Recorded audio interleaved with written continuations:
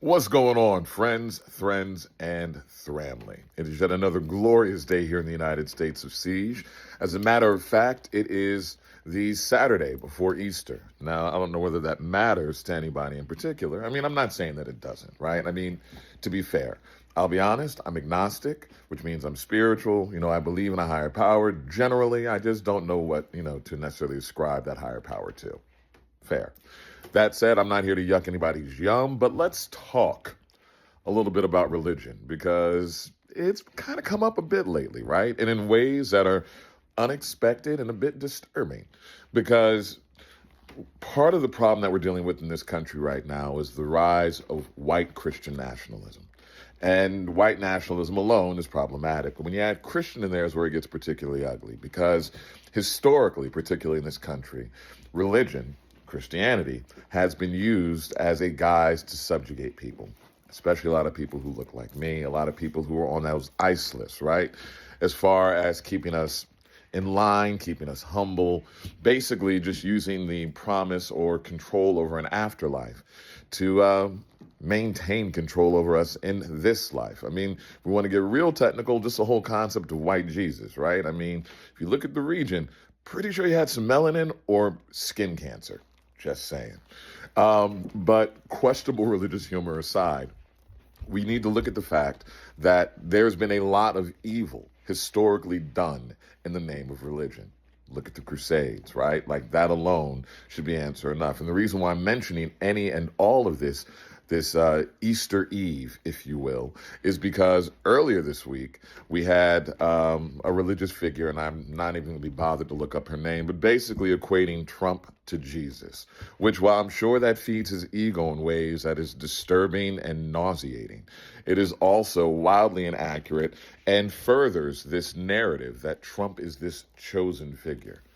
The only thing he's chosen for is to be the only name mentioned in the fucking Trump files more often than Harry Potter's mentioned in all the Harry Potter books. Think about that shit. Won't even get on J.K. Rowling. Different conversation. Anyways, so there's that, which is disturbing in and of itself, right?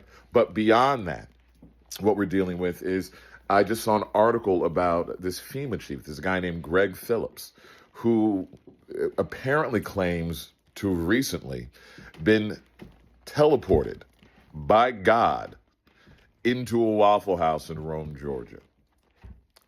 There's so many questions there. For example, well, one, teleported by God. That's a hefty claim. Teleported by God to a Waffle House. If God is only sending you to Waffle House, you might need to question your relationship with God. Not that I'm not down for some scattered, smothered, and covered hash browns. But the fact that this man is in charge of responses to fires and floods, disaster relief, yet he is publicly claiming that God teleported him to a Waffle House. Yeah. I'm just saying, if your religion is supporting, nurturing, elevating figures like Trump and this idiotic Greg Phillips motherfucker, it might be time to look at the Church of Satan.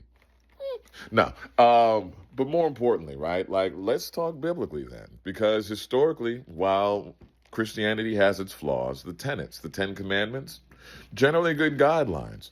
I think we can all agree that Trump has violated like all of the 10 Commandments, which should be telling in and of itself. But if we want to get real biblical and maintain a whole Christianity thing, then let's go old school, because the old school papal shifts were gangster as fuck. Please look it up.